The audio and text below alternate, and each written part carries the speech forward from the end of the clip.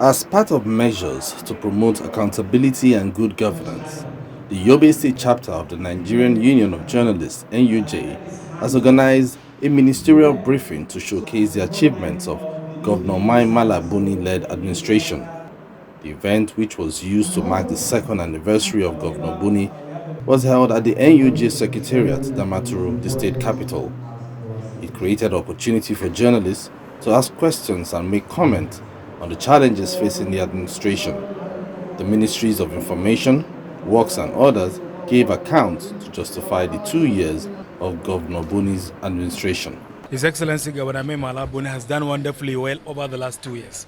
His Excellency started out in the midst of a raging security challenge. His Excellency continued just 6 months into his office in the midst of a raging pandemic.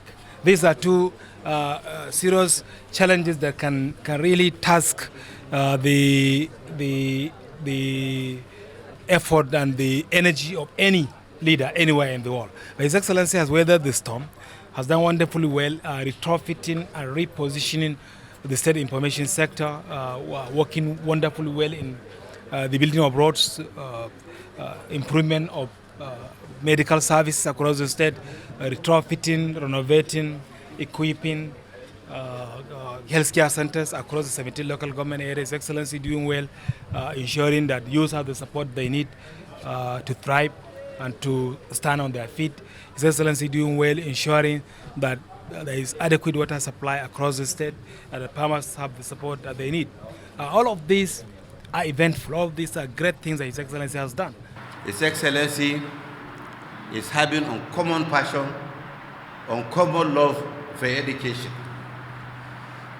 As it was evident in the day one of his tenure, where he declared state of emergency on basic and secondary education. And with me being the Commissioner of Education, very soon the history of Lagos and Abia emerging number one, according to the hypothesis of WAEC, would be a thing of past. Yobe State is a state that is known for scholarship.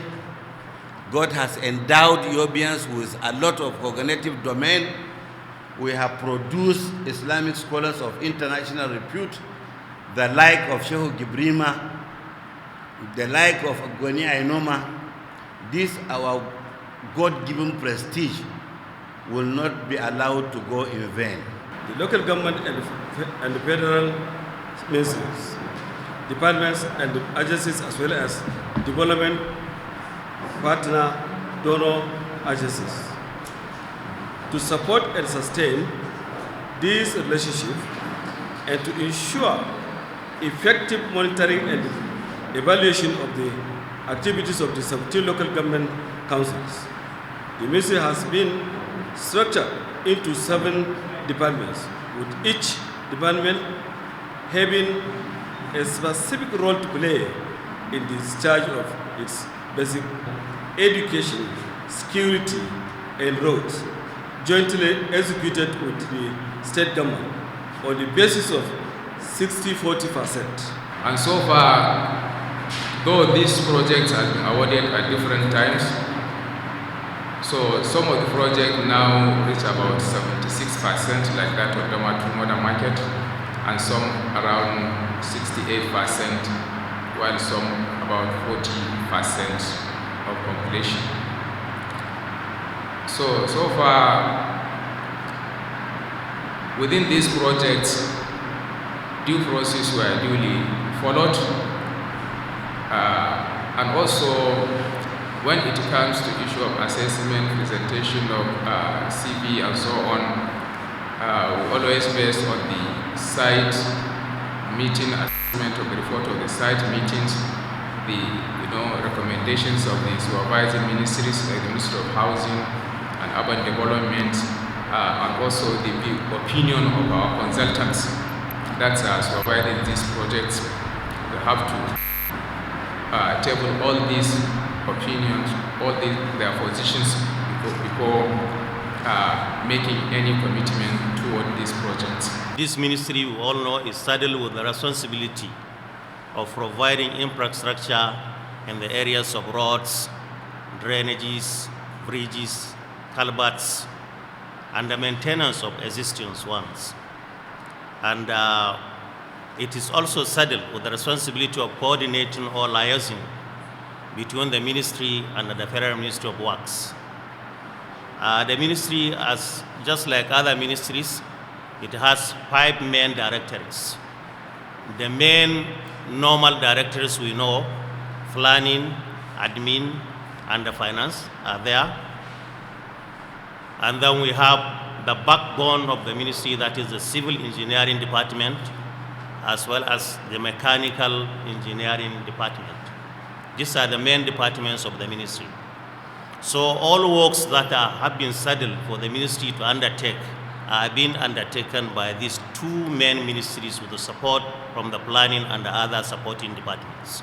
It is the prerogative and the exclusive responsibility of the Yobe State Scholarship Board to advise and to recommend to His Excellency the Governor on all matters of scholarship regarding tertiary institution, post-secondary school education.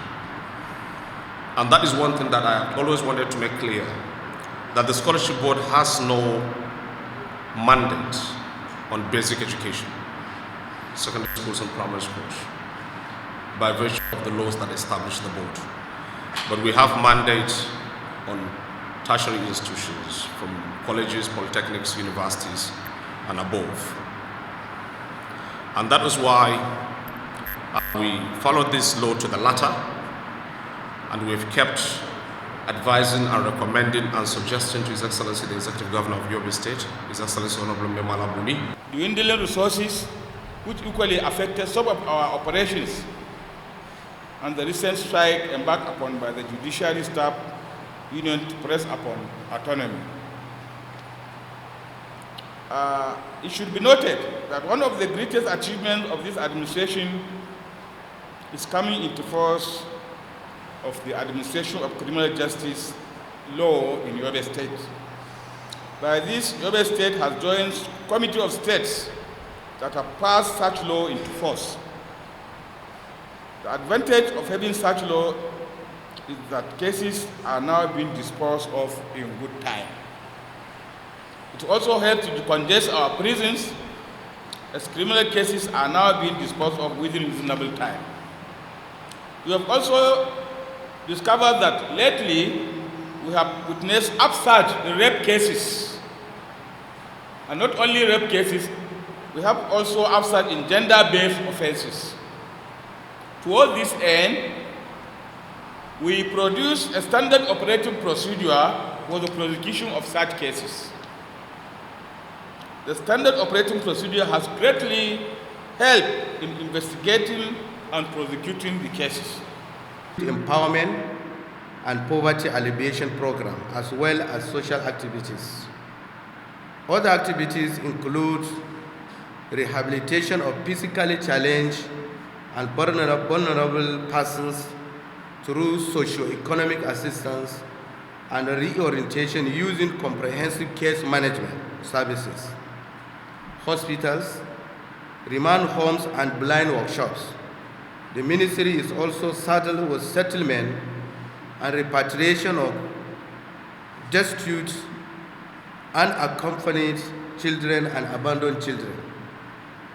Sport is a highly formalized and organized physical activities of high intensive, regulated by accepted rules and regulations, and which require maximum physical or mental excretion.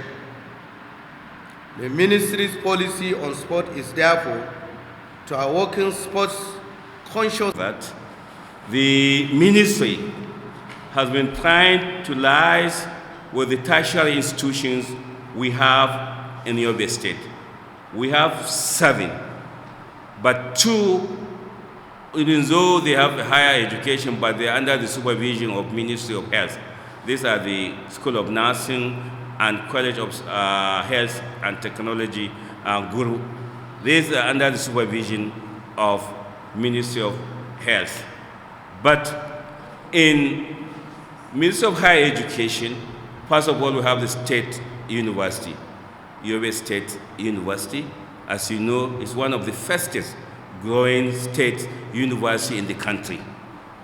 Apart from Yobe State University, we have Umar Suleiman College of Education, Gashua. And then we have Polytechnic, Maiden Aloma Polytechnic, Gaidam. Then College of Science and Technology, Fortiskum. And then College of Agric, Gujuba. And then College of Education and Legal Study, Guru.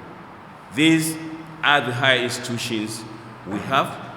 And these institutions, as you're all aware, have been performing credibly in terms of their research, teaching, and community development.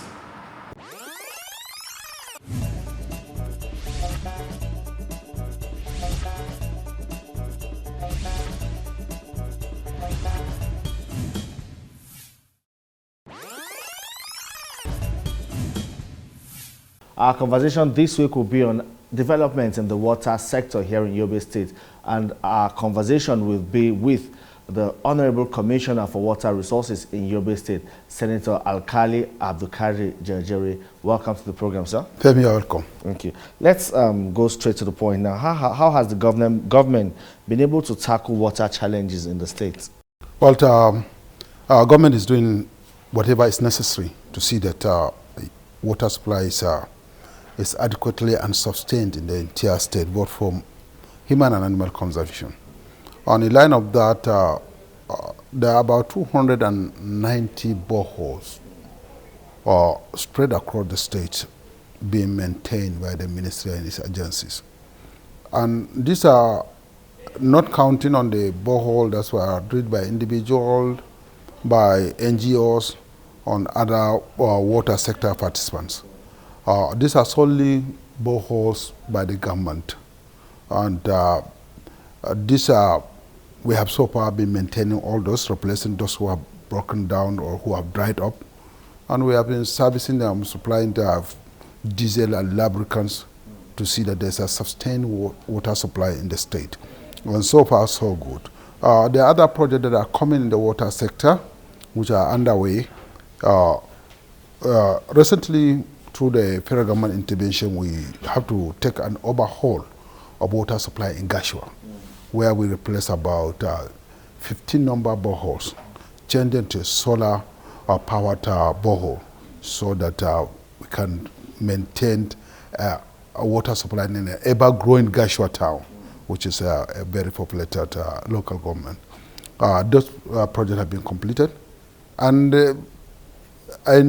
the rural water supply, which is the most serious concern for the ministry, is that when you have a rural water supply, you have to back it up with a sustained intervention day in, day out, because at times the reporting time from the time that the borehole has broken to the time that they will be reporting to the local government council and report to the ministry and then its agency, which is responsible for that, Rural Water Supply and Sanitation Agency, RWASA, then it takes some time. So we change the strategy to mark off that in each local government now we have a local, or in the village, we have a local village mechanics of borehole, and we call them bolums. And we have trained them and give them all the kits that they needed to effect repairs of any broken down borehole immediately at data. And we have also, as a consumer community, water supply consumer communities, where the local tools for repairs of this borehole are now sold at that local government through the community level participation. So that has helped us greatly in enhancing water supply, especially in the rural areas. So I think we are moving on. And I believe sanitation, water, like RWASA is in charge of water and sanitation, yes. How do you regulate people's activities to ensure that it doesn't go to pollute the water underneath the ground? Okay, on that, hitherto, boreholes are being fenced with local barbed wires and all that. And you see with the increasing in population and human activities, those fences have been brought down. And we quickly said, okay, in order to protect those facilities, let's continue fencing them with the blocks and putting a barbed wire on top of it so that nobody can scale up onto that and get access to the borehole. And this is what we are doing as a measure to safeguard pollutions and any human activities within the water so that not to contaminate the source of water that we are giving to the people. And this project is going on around the state. And momentarily, this is what we want to achieve. Hitherto, all our boreholes land were not having certificate.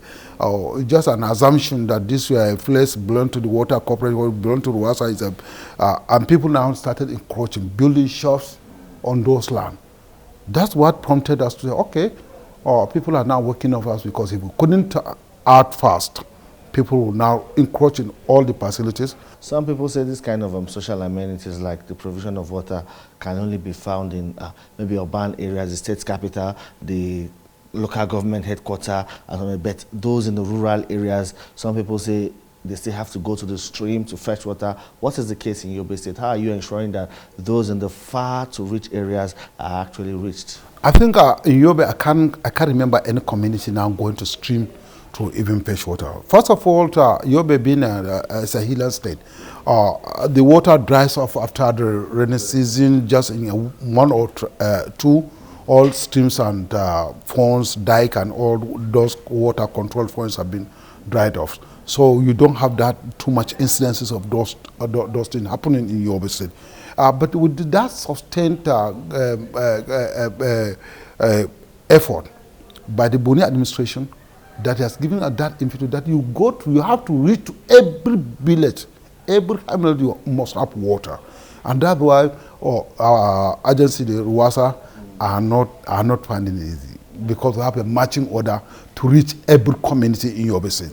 So that, and I can report, even in the national index, our water supply coverage is now 85%. 85%. Even within the national data index, you check, you'll find that we have 85% water covered in Yobe. So we want to, those 15% that we have not reached, we want to reach them quickly so that we have an integrated network of water supply in Yobe, both in rural and urban water supply schemes. Okay. Farmers also need water in some cases. So of course, some of them have irrigation and all of that, but water is also an essential part of farming. How do you help to support some farmers in rural areas with water to grow their crops? Well, that comes under our program on dams, reservoirs, dikes, water control points. And there are a standing committee on irrigated water in Yobe State, which are working with the ministry, and we have identified points across the local governments where there's a dominance of productions of livestock. We provide dams, dikes, and other control points for animals.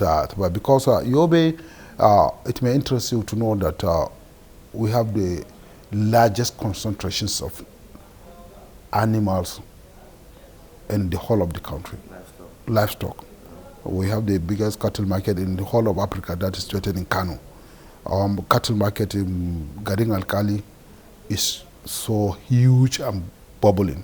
Cattle market in Galda is so huge and the light, and that one in Girgir, the one in Gato. We have in Gaidam. So we are conscious of the number of live animals that we have within the state, and which is part of the basis of the economic of the state. So we are off on our responsibility to provide water for those animals, and that's why we say always for human and animal consumption. Water is for human and animal consumption, and irrigation too, because we now discover that we can do better with irrigation than even the red-fed crops. So we are leveraging on all other opportunities that we have, all the potential, agricultural potential that we have within the state to scale up irrigation, and you can't irrigate without water. And water is what we are pursuing to see that we augment the rain-fed crops with irrigation before we reach to the point that we can even say that, okay, we will now farm all around there in the state. It's just to stop banditry and this trans-border crossing of animals. The one that you have within settle them. You can't settle a cow without water. Because the requirement of water for animal is more than the requirement of human beings. Gallons of water that you have an average of 8 liters, 10 liters per a day, and a cow has about 30 liters of water per day. So the demand for animal water for animal consumption is very high, and it's a priority of Boni administration, and we are doing everything to scale up our game so that we can achieve that target. Okay. One major challenge for people in rural areas is whenever the government come to put boreholes and all of that, they enjoy it for just a short period, and then later maybe the borehole is damaged, nobody can fix it, and they go back to the hardship of living without water. What are you doing to sustain all of this provision of boreholes and all that to ensure that these things keep working year in, year out? How are they maintained? The new theory in Yobe now is that all water facilities belong to the community. After establishing those structures, we hand them over to the community, like we did recently in Gashua. We hand over to the community, and we have our village community water consumption committee, so that a little of, let's say there's a repairs of 1,005, they don't have to rush to come to Damatu or to come to local government headquarters to get that approved for them from the government. They can donate within themselves. And there's one we call Adashe now they are doing, even to buy those spare parts, because that spare part aspect of village level mechanics is ceded to the community now. It is the community that are doing the business. They mobilize themselves, they generate the fund for themselves, and they are running the business. So with that, we can get all the facilities working every now and then, so that except where boreholes become abortive, borehole dries off, then they call us for replacement. That's a huge investment that the community cannot bear by themselves. So the government bore that cost and provide those structures. But for regular maintenance, the theory now that Buni has given us, Governor Buni has given us the theory that we hand it over to the community. So now you serve two purposes: maintenance purpose, and they will guard it against theft. Because what we discovered was previously you insert a sonar funnel to borehole, and then some people will now come and take the funnels away. And well, the community are looking because it's not theirs.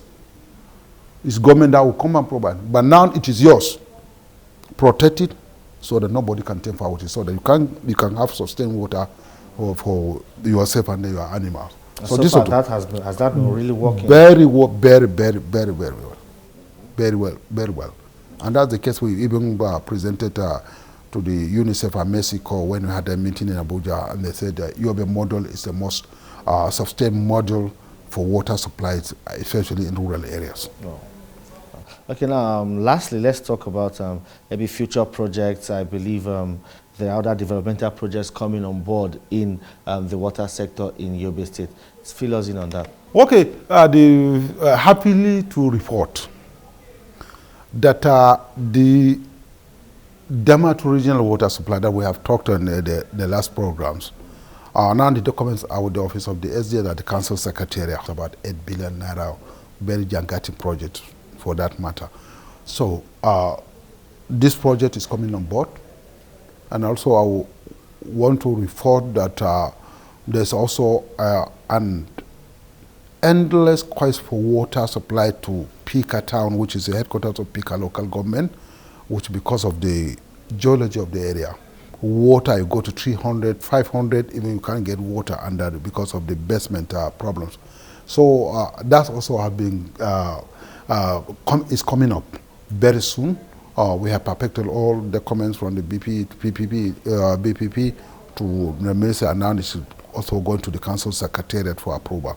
So this giant project, if completed, the Damatu regional water supply is about 50-kilometer radius of Damatu to the west, to the west, up to Ngeljerma, to the east, Kukareta, and to the south, up to Bunigari, and to the north, out to Tarmo and Babangida local government. So the project will now cover about 4 local governments.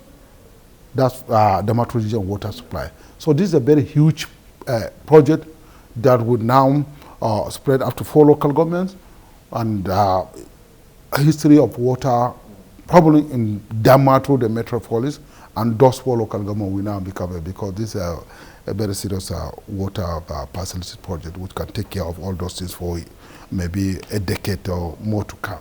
So I think this kudos to Boni administration, and the project was going on since 2005.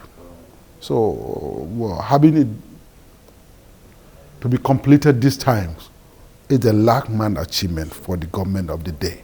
So we thank you so much for your time, and we wish the administration the very best as it continues in efforts to ensure that water is available for all. Well, that's it on the program. We've been having the conversation with the Honorable Commissioner for Water Resources in Yobe State, Senator Alkali Abdulkadri Ejejere. Thank you very much for watching.